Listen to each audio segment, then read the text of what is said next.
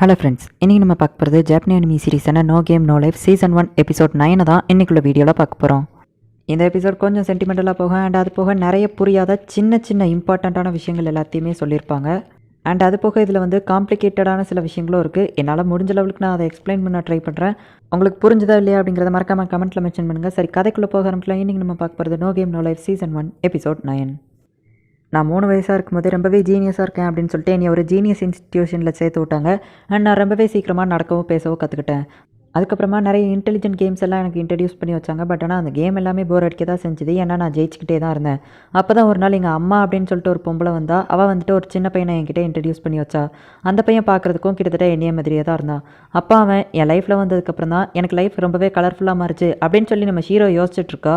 நம்ம சோரா ஷீரோ லைஃப்குள்ளே வந்ததுக்கப்புறம் தான் அவள் லைஃபே கலர்ஃபுல்லாக மாறிச்சு. பட் இப்போ என்னடான்னா நம்ம சோராவையே காணும். நம்ம சோராவை பற்றின மெமரிஸ் எல்லாமே கொஞ்சம் கொஞ்சமாக அழிஞ்சிக்கிட்டே வருது. இவளோட லைஃப் திரும்பவோ கலர்லெஸ்ஸாக போய்கிட்டு இருக்கு. சோரோ இல்லை, அப்படி ஒருத்தன் இருந்தான், எனக்கு தெரியும் அப்படின்னு சொல்லிட்டு அவங்க அண்டர் கிரவுண்டில் படுத்திருந்த இடத்துக்கு போய் தேடி பார்க்குறா. ஜப்ரேல் வந்துட்டு மாஸ்டர் என்னாச்சு அப்படின்னு கேட்கவும், உனக்கு எத்தனை மாஸ்டர் அப்படின்னு நம்ம ஹீரோ கேட்கவும், நீங்கள் ஒருத்தங்க மட்டும்தான் அப்படின்னு சொல்லிட்டு அவள் சொல்கிறா. உன் கூட கேம் விளாண்டு ஜெயிச்சது ஸ்டெஃபை லவ் பண்ண சொன்னது யார் அப்படின்னு கேட்கவும், நீங்கள் மட்டும்தான் மாஸ்டர் அப்படின்னு சொல்லிட்டு ஜப்ரேல் சொல்கிறா. ஹீரோங்கிற நீங்கள் மட்டும்தான் என்னோட மாஸ்டர் அண்ட் நீங்கள் மட்டும்தான் இந்த ஹியூமன் ரேஸோட லீடர் அப்படின்னு சொல்லிட்டு ஜப்ரேல் சொல்லவும் நம்ம ஹீரோ சோகமாகறா. ஒருவேளை அவள் கூட யாராச்சும் இருந்திருப்பாங்களோ அப்படின்னு சொல்லிட்டு இவங்க 2 பேருமே யோசிச்சுட்டு இருக்காங்க. இந்த மெமரிஸ் எல்லாத்தையுமே மறக்கடிக்கிறதுனா அது அந்த வார்பீஸ் தான். ஒருவேளை அவங்க கூட விளாண்டி அவங்க தோற்று போனதுனால தான் சோராவை பற்றின மெமரிஸ் எல்லாமே அழிஞ்சு போயிடுச்சோ. நம்ம வேணால் பேசாமல் ஒரு கேம் விளாடுவோம், உங்களோட ஃபேக் மெமரிஸ் எல்லாமே எரேஸ் ஆகணும்னு சொல்லி ஒரு நம்ம கேம் விளாடுவோம் அப்படின்னு சொல்லுவோம். ஒருவேளை அப்போ அந்த சோரா அப்படிங்கிறவன் ஃபேக் தான் போல், என்னோட ஃபேக் மெமரிஸ் போல் அப்படின்னு சொல்லிட்டு நம்ம ஹீரோ நினச்சிட்ருக்கா. அவளுக்கு நம்ம சோரா சொன்ன சின்ன வயசில் உள்ள விஷயங்கள்லாம் ஞாபகம் வந்துட்டுருக்கு. என்னானாலும் சரி, கடைசி வரைக்கும் நான் அவன் கூட இருப்பேன், நம்ம 2 பேருமே சேர்ந்து எப்போவுமே ஒரே டீம், நம்ம தான் பிளாங்க் அப்படின்னு சொல்லி சோரா சொன்னதெல்லாம் ஒருவேளை இதெல்லாம் ஃபேக்காக இருக்குமோ அப்படின்னு சொல்லிட்டு ஹீரோ விட்டு கொடுத்துருதா. அது எல்லாமே ஃபேக்குன்னு நினைக்கிறா. அப்போ இவள் கடைசியாக தோற்று போகிற மாதிரி ஒரு மூவ் வைக்கவும் அவள் கையை சோரை பிடிச்சி நம்ம பிளாங்க் எப்போவும் தோக்க மாட்டோம் அப்படின்னு இவன் இல்யூஷனாக சொல்கிற மாதிரி ஞாபகம் வருது. பிளாங்க் எப்போவோ தோக்க மாட்டோம் அப்படின்னு சொல்லிட்டு அவள் செக்மேட் வைக்கமே அவள் லைஃப் திரும்பவோ கலர்ஃபுல்லாக மாறுது. நீங்கள் ஏன் தோற்று போகலை அப்படின்னு ஜப்ரேல் கேட்கவும், இதெல்லாம் ஃபேக் மெமரிஸ் இல்லை, சோரா அப்படிங்கிறவன் உண்மையாகவே இருந்தான் அப்படின்னு ஹீரோ கத்துறா. ஸ்டெஃப்க்குமே வந்துட்டு யாரோ ஒருத்தங்க இருந்த மாதிரி லைட்டாக ஞாபகம் இருக்குது. ஒருவேளை இதுக்கு காரணம் மேஜிக்காக இருக்கலாம் அப்படின்னு ஸ்டெஃப் சொல்லவுமே, நேற்று நைட் நீங்கள் என்ன பண்ணிட்டு இருந்தீங்க அப்படின்னு நம்ம ஹீரோ கேட்கவும், நான் வந்து அங்கே இருந்தேன் அப்படின்னு சொல்லுவோம். அது வந்து 19ஆம் தேதி, இன்றைக்கி 21, நேற்று நைட்டு எங்கே இருந்தேன் அப்படின்னு கேட்கவும் யாருக்குமே ஞாபகம் வர மாட்டேங்கி நேற்று நைட்டு அவங்க என்ன பண்ணாங்க அப்படிங்கிறது. உடனே நம்ம ஹீரோ போய்ட்டு ஸ்டெஃபை கட்டி பிடிக்கிறா. பட் ஆனால் அவளுக்கு எந்த ஃபீலிங்ஸும் வரல. இப்போ புரியுதா ஜப்ரியல், ஒருவேளை நான் இவளை லவ் பண்ண சொல்லியிருந்தோம்னா நான் கட்டி பிடிச்சதுக்கு இவளுக்கு ஃபீலிங்ஸ் வந்திருக்கணும். பட் ஆனால் வரவே இல்லை. எங்கள் அண்ணன் சோரா தான் இவளை வந்துட்டு லவ் பண்ண சொல்லியிருந்தான் அப்படிங்கம்மா. அப்போ அந்த சோரா அப்படிங்கிற பர்சன் எங்கே அப்படின்னு சொல்லிட்டு இவங்கெல்லாம் கேட்காங்க. நம்ம ஹீரோ உட்காந்து யோசிச்சுட்ருக்கா. மேபி ஒருவேளை இது கேமாக இருந்திருக்கலாம், ஏதோ ஒரு கேம் விளாண்டதுனால தான் இப்படிலாம் நடக்கிறதுக்கு வாய்ப்பு இருக்குது அப்படின்னு சொல்லிட்டு அவங்க எல்லாருமே என்ன நடந்திருக்கும் அப்படின்னு சொல்லி யோசிச்சுட்ருக்காங்க.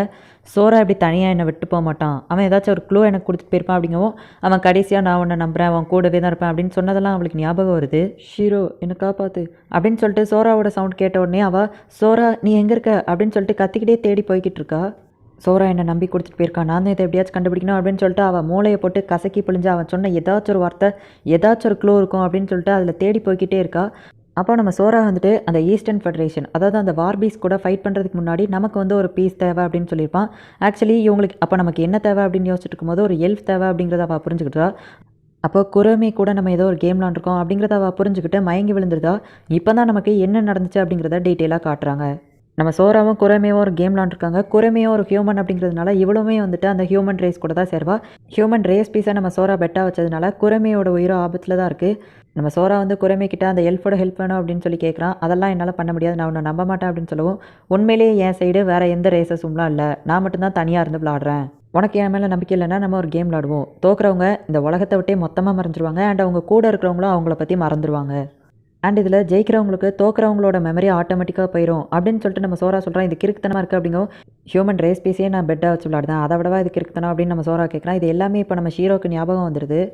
நம்ம சோராவே மறக்கடிக்கிற லெவலுக்கு காரணமாக இருக்கிறது ஒரு கேம் தான். பிளட்ஜ் பண்ணி விளாண்டதுனால கேம்ஸோட ரூல்ஸ் இப்படி இருக்கிறதுனால தான் சோராவை நம்ம மறந்துட்டோம் அப்படின்னு சொல்லிட்டு அவங்க சொல்கிறாங்க.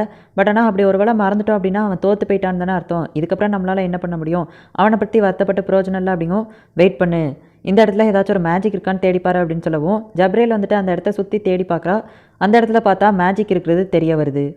சோரா அவ்வளோ ஈஸியிலலாம் விட்டு கொடுக்க மாட்டான், இதுக்கு ஏதாச்சும் ஒரு காரணம் இருக்கும் அப்படிங்கவும் பார்த்தா ஸ்டெஃப் தடுக்கி விழுதா, அந்த இடத்துல எதுவுமே இல்லாமல் ஏன் தடுக்கி விழுதா அப்படின்னு கேட்கவும் பார்த்தா அந்த இடத்துல ஒரு 3 கேம் பீஸ் மட்டும் கிடக்குது.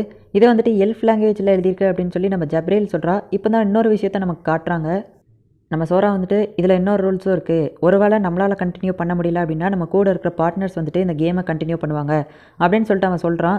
சரி அப்படின்னாலும் இந்த இடத்துல போர்டே இல்லை, நீங்கள் எப்படி விளையாடுவீங்க அப்படின்னு சொல்லிட்டு ஸ்டெஃப் கேட்குறா. இங்கே நம்ம குறுமை நடனா நீ ஏன் வேணும்னே தோத்துப்பற அப்படின்னு கேட்கவும், இல்லை நான் ஜெயிச்சுட்டு தான் இருக்கேன் அப்படின்னு நம்ம சோரா சொல்கிறான். இங்கே நம்ம குறுமை தான் ஜெயிச்சுக்கிட்டே வர நம்ம சோராவோட மெமரிஸ் எல்லாம் அவா மைண்டுக்குள்ளே போகுது. கடைசியில் ஒரு கட்டத்தில் நம்ம சோரா மறைஞ்சு போயிருந்தான். அண்ட் அவன் கூட இருக்கிற எல்லாருக்குமே வந்து சோரா அப்படிங்கிற ஒருத்தனே இல்லாத மாதிரி மெமரி தானாகவே ஆல்ட்ரு ஆயிடுது.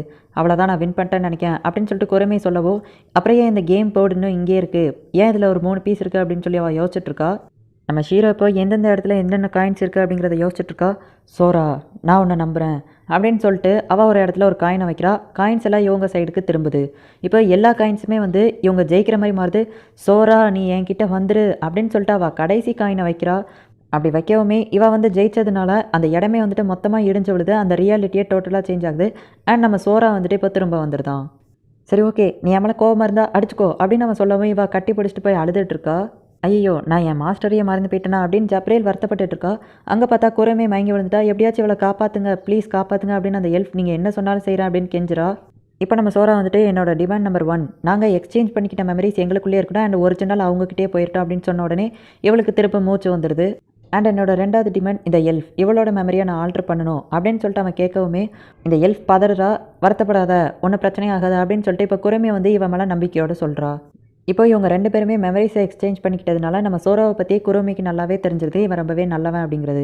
நீ ரொம்பவே ஜீனியஸ் அப்படின்னு சொல்லி நம்ம ஷீரோ சோராவை பாராட்டிகிட்டு இருக்கா. அவன் அப்படியே அவன் மேலே கீழே விழுந்துருதான். நீ இதுக்கு தயார் தானே அப்படின்னு சொல்லிட்டு இப்போ எல்லாருமே வந்து ஏதோ ஒரு விஷயத்த பண்ண போகிறாங்கன்னு பார்த்தா கட்டி பிடிச்சா அழுதுகிட்டு இருக்காங்க. வெளியே பார்க்குறதுக்கு ரஃபாக தெரிஞ்சாலும் இவங்களுக்குள்ளேயே சென்டிமெண்ட்ஸ்லாம் இருக்குது, சின்ன பிள்ளை மாதிரி அழுதுட்டு இருக்காங்க அப்படின்னு சொல்லிட்டு ஜப்ரேல் சொல்கிறா. இந்த இடத்துல இந்த எபிசோட் முடியுது. ஆக்சுவலி இந்த எபிசோட் நிறைய பேருக்கு மேபி குழப்பமாக இருக்கலாம். நான் சிம்பிளாக வேணால் எக்ஸ்பிளைன் பண்ண ட்ரை பண்ணுறேன். நம்ம எல்ஃபோட உதவி வந்து நம்ம சோரோக்கு தேவைப்படுது. அதனால் குரோமியோட ஃப்ரெண்டு தான் எல்ஃப் அப்படிங்கிறதுனால குரோமி கிட்ட போய் அவன் நிற்கிறான். பட் ஆனால் குரோமிக்கு நம்ம சோரா மேலே நம்பிக்கையே இல்லை. ஸோ அதனால் இவங்க 2 பேரும் அவங்களோட மெமரிஸை எக்ஸ்சேஞ்ச் பண்ணிக்கிறாங்க. நம்ம சோராவோட மெமரியை குரோமே எக்ஸ்சேஞ்ச் பண்ணிக்கிட்டதுனால இப்போ குரோமேக்கு வந்து நம்பிக்கை இருக்குது சோரா ரொம்பவே நல்லவன் அப்படிங்கிறது. அப்புறமா நம்ம சோரா வந்துட்டு ரொம்பவே ஜீனியஸ் அப்படிங்கிறத இந்த எபிசோடில் காட்டியிருப்பாங்க. நம்ம சோராக்கு அந்த எல்ஃபோட ஹெல்ப் எதுக்காக தேவைப்படுது அப்படிங்கிறத நெக்ஸ்ட் எபிசோட் பார்த்து தெரிஞ்சுக்கோங்க. அண்ட் உங்களுக்கு இந்த வீடியோ பிடிச்சிருந்தது அப்படின்னா லைக் பண்ணிட்டு அப்படி மறக்காமல் நம்ம சேனலை சப்ஸ்கிரைப் பண்ணிடுங்க. இந்த எபிசோட் புரிஞ்சுதா இல்லையா அப்படிங்கிறத மறக்காமல் கமெண்ட்டில் மென்ஷன் பண்ணுங்கள். தேங்க்யூ ஃபார் வாட்சிங். Bye guys. நெக்ஸ்ட் எபிசோடில் மீட் பண்ணலாம்.